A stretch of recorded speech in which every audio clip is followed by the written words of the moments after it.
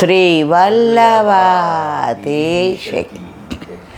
ગિરિરાજ ધરણ કી જય, શ્યામ સુંદર શ્રી અમને મહારાણી કી જય, શ્રી ગુસાઈજી પરમ દયાળ કી, શ્રી ગોકુલ નાથ કી જય, દાવ દયાળ કી, શ્રી નવનીત પ્રિય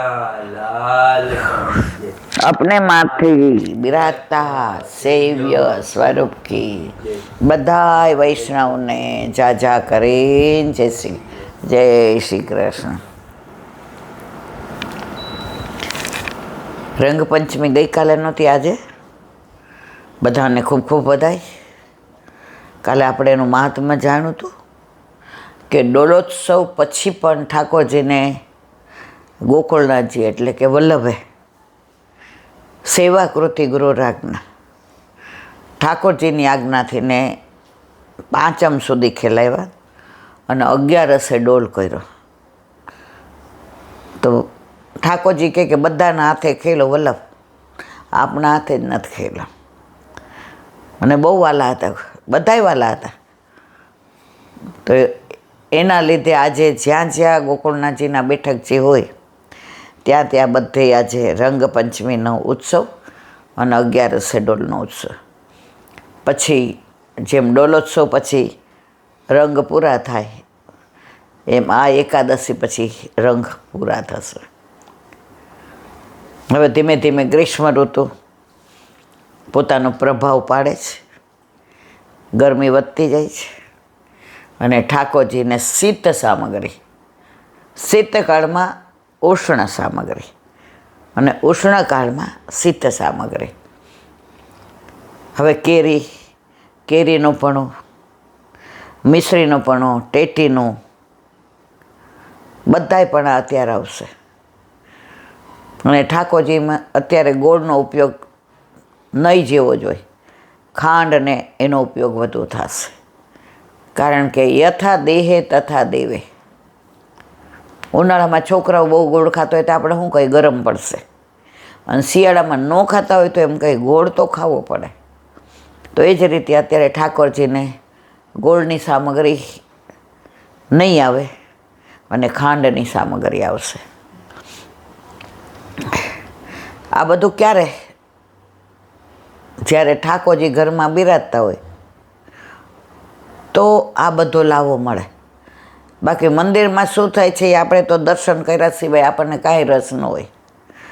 દર્શન કરીએ અને કાં મનોરથ લખાવીએ એટલે આપણને આગળથી દર્શન કરવા મળે. બાકી સ્પર્શ કરવાનો કે સામગ્રી આપણા હાથે બનાવેલી આપણા ઠાકોરજીને અરોગાવવાની. આપણા ઘરે પ્રભુ બિરાજતા હોય તો આપણા હાથની બનાવેલી સામગ્રી, આપણા હાથના સીવેલા વસ્ત્રો, આપણા હાથના આભૂષણ, આપણે કંઈક સોનાનું કરાવીએ, ઠાકોરજીને કરાવવાનું મન થાય. આપણા ઠાકોરજીનો પાટોત્સવ હોય તો આપણને કંઈક નવું લાવવાનું મન થાય. કારણ કે જેમ આપણું બાળક છે એમ પ્રભુએ બાળરૂપની સેવા છે. ક્યાંક ગયા હોઈએ તો નવું કાંઈ જોઈએ તો આપણને ઠાકોરજી ઘરમાં ન હોય તો આપણા છોકરા યાદ આવે, અને ઠાકોરજી ઘરમાં બિરાજતા હોય તો ઠાકોરજી યાદ આવે. એક વૈષ્ણવ તો કે અમે લોકો સ્વિટ્ઝરલેન્ડ ગયેલા બે. હવે ત્યાં તો ઠાકોરજી માટે શું મળે? હવે ઠાકોરજીને પધરાવીને ગયા હતા અને બધું કેટલું મોંઘું જવા દો. પણ શું મળે ત્યાં? ઠાકોરજી માટે વસ્ત્ર મળે ના, આભૂષણ મળે ના, ખીલોના મળે ના. પછી કે મારા મિસ્ટર અમે લોકો લંડન ઉતર્યા ને તો અમારે સવારથી સાંજ લંડન સ્ટે હતો. એ કે એટલે અમે બધા ફરીએ, પણ મારા મિસ્ટર તો માયરા ફરે, ચારે બાજુ આમ જુએ કે કાંઈ પ્રભુ માટે છે, કાંઈ પ્રભુ માટે છે. એ કે મેં એમને 2-3 વાર કીધું કે તમે અહીંયા ખોટું ચારે બાજુ ક્યાંક અમારા જ છૂટા પડી જશો, તમે જ્યાં હોય ત્યાં જોવાના બદલે શું જોવા? એ કે ના કાંઈ નહીં. પછી અમારે એરપોર્ટ જવાનું હતું એટલે બસ હતી. બસમાં બેઠા ને તો મને ઘંટી બતાવી. એ કે જો આ ઠાકોરજી માટે લઈ આવ્યો. એ કે કેટલાની આવી? એ કે કેટલાની આવી એવું પૂછવા. પ્રભુ માટે મળી ગઈ ને ઠાકોરજી કેવા રાજી થશે. તો પછી અમે ઘરે પહોંચ્યા તો સવારના પોરમાં જગાડવા માટે એનો, ભલે આપણા જેવી નહોતી પણ એનો રોણકો બહુ સરસ હતો. એટલે સવારે એ કે જગાડતા હતા તો છોકરાઓ એના બેડરૂમમાંથી આવી ગયા. દીકરોનો આ શેનો અવાજ છે, શેનો અવાજ, કઈ ઘંટી? એ ઠાકોરજી માટે સ્વિટ્ઝરલેન્ડથી લીધી. તો જો લૌકિક છોકરાએ આટલા રાજી થઈ ગયા કે પપ્પા આટલો સરસ અવાજ છે, એકદમ આમ રણકો એવો મીઠો છે. તો એ કે ઠાકોરજી કેટલા રાજી થાય. તો ભલે ત્યાં કશું જ નહોતું મળતું પણ અમે બધાએ એ કે જોવામાં રસ હતો. અને મારા મિસ્ટરને ઠાકોરજી માટે કાંઈક મારે એવું લેવું છે, મારે ઠાકોરજી રાજી થાય, કાંઈક મારે એવું લેવું છે, મારે ઠાકોરજી રાજી થાય. અને ઠાકોરજી એના ભાવ સમજી ગયા. અને ત્યાં એ કે ઓલા છત્રી લઈને ઊભા હતા તો છોકરાઓને આમ ઘંટિયામાં આમ કરતા હતા જે પૈસા કીધા. અને મારા મિસ્ટરને કે ઇંગ્લિશ બહુ આવડે નહીં. તો ઓલાને પૂછ્યું આવડે નહીં. એ કે લે. તો ઠાકોરજીની પ્રસન્નતા કેવી થઈ હશે કે ત્યાંથી જે કાંઈ ન મળે ત્યાંથી મારા બાબા ઘંટે લઈ આવ્યા. તો આપણે ક્યાંય પણ જઈએ તો આપણા ઠાકોરજી યાદ આવે એ પુષ્ટિ, અને છોકરાઓ યાદ આવે એ સંસાર. સંસાર અને ભક્તિ વચ્ચે પાતળી રેખા છે. બાબા કહેતા હતા કાશ્મીર ગયા હોઈએ, એ વાદિયા ને એ ઝરણા ને એ બરફ ને એ પર્વત ને આ બધું જોઈએ તો એમ થાય કે હા હા હા હા. ઘરવાળાને બૂમ પાડી અહીં આવો. જો આપણે લગ્ન કરીને અહીંયા આવ્યા હોત તો હવે તો આપણી ઉંમર થઈ ગઈ તો સંસાર. પણ આપણે કહીએ કે આપણે ઠાકોરજીને પધરાવીને આવ્યા હોત તો કેટલી મજા આવત. અને બીજી વાર પછી જ્યાં જાય ત્યાં ઠાકોરજીને લઈને જ જાય. હા, અમુક જગ્યાએ જુદી વસ્તુ છે. હવે માનો કે ઘરમાં આપણે પ્યોર પુષ્ટિ માર્ગીય વાતાવરણ, અને પરણ્યા હોઈએ જૈનમાં કે સ્વામિનારાયણ જેમાં, હવે એમની જોડે જઈએ તો 2 વાર વિચાર કરવો પડે. કારણ કે પાછા બધા દર્શન કરે, ક્યાંક ઘરના હોય તો ના પડાય નહીં. તો ત્યારે સમજીને પધરાવી જવાય. અથવા તો બધા ઉઠે પહેલાં સેવા કરી લેવાય. આપણે ખબર છે અનંતામાં ગયા હતા તો એ લોકો બધાએ કીધું કે 8 વાગે કાકી આપણે એમ કે નાસ્તામાં મળીએ. હવે સવારમાં તૃપ્તિ 5 વાગે આમ ટાઈમમાં થઈ. પછી મેં તમને ઉઠાડ્યા. મેં કીધું તમારે મને થોડી મદદ કરવી પડશે. 6:30 તો પરવારી ગયા. 7 વાગે આવ્યા બધા. કાકી આવી જાય તમારા રૂમમાં, થેપલું બેપલું કાંઈ લાવ્યા છો? મેં કીધું ઠાકોરજીને ધરાવેલું થેપલું દહીં ને બધું. લે લાલા ક્યાં? લાલા તો પડી ગયા વહેલા.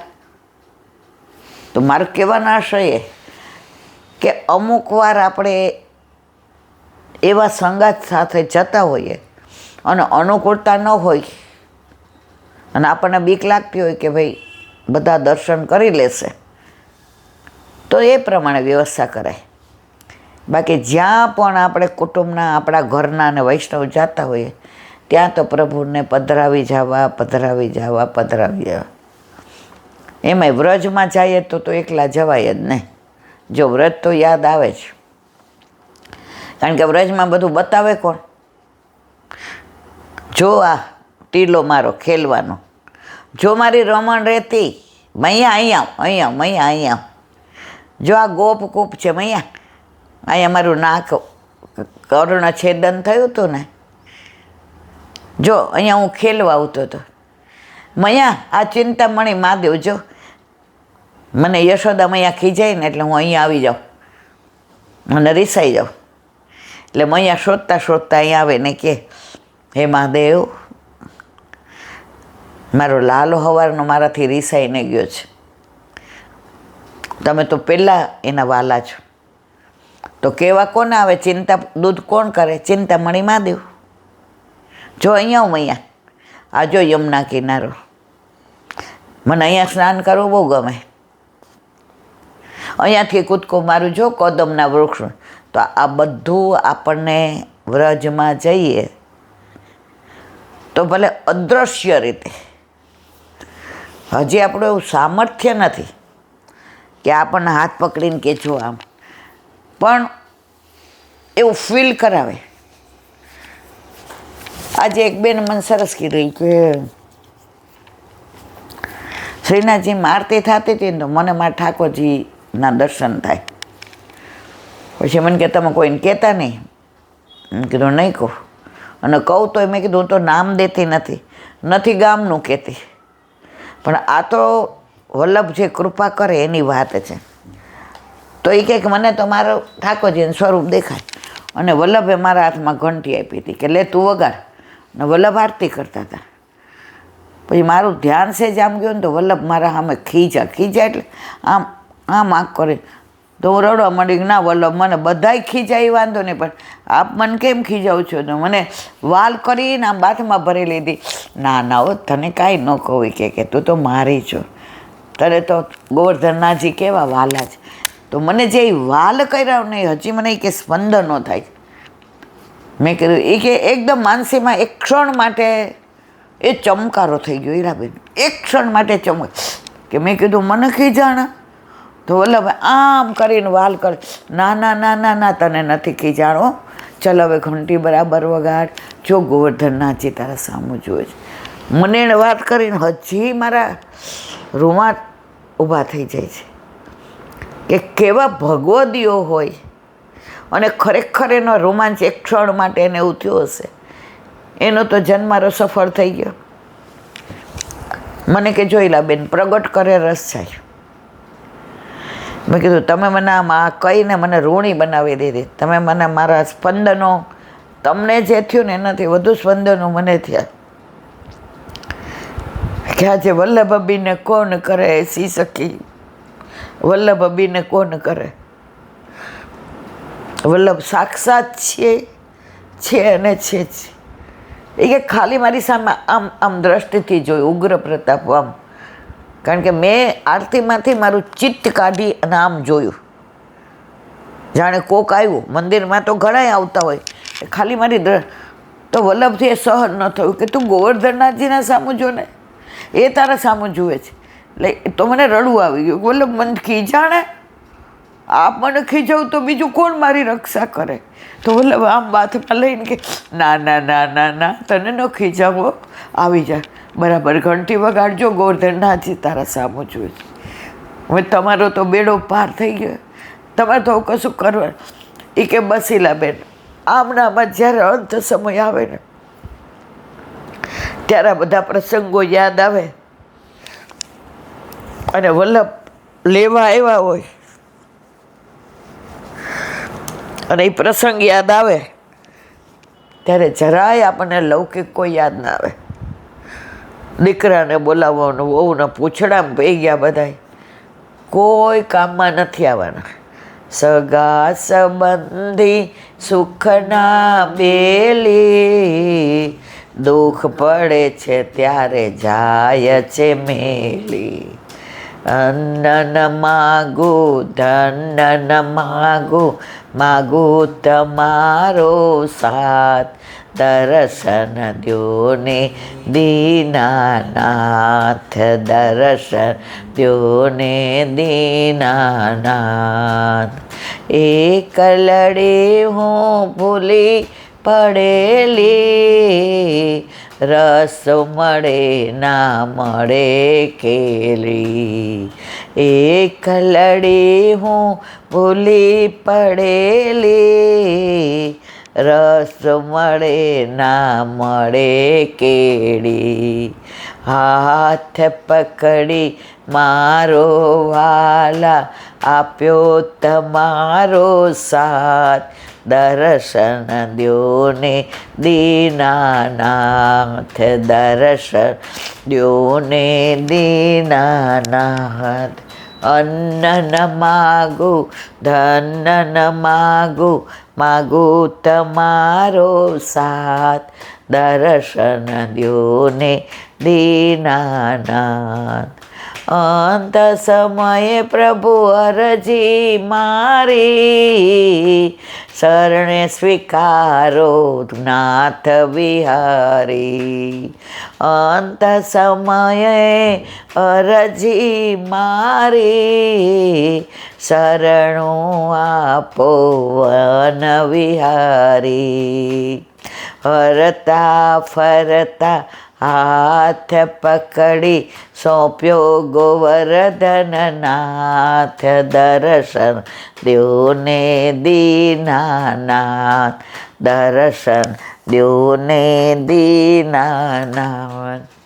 અન્ન ન માગું ધન ન માગું તમારો સાથ, દર્શન દ્યોને દીનાનાથ, દર્શન દ્યોને દીનાનાથ. બસ હવે આપણા બધાની ઉંમર, હું તો કહું ગમે એટલી ઉંમર હોય, કોઈને ખબર નથી એક પળ પછી શું થવાનું છે.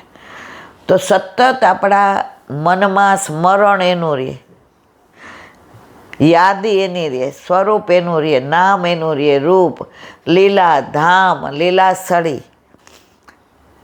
પછી છેલ્લે કાંઈ કરવાનું નથી રહેતું. ફિક્સ એ રાખો છે જેને રાખ્યું એને, અને તમારે સોના ચાંદીને હીરાને મોતીને વાડીને વજીફા જે કાંઈ ભેગું આવવાનું નથી. ભેગું આવવાનું જ કોણ? મારો હાથ પકડીને મારો નાથ લઈ જાય.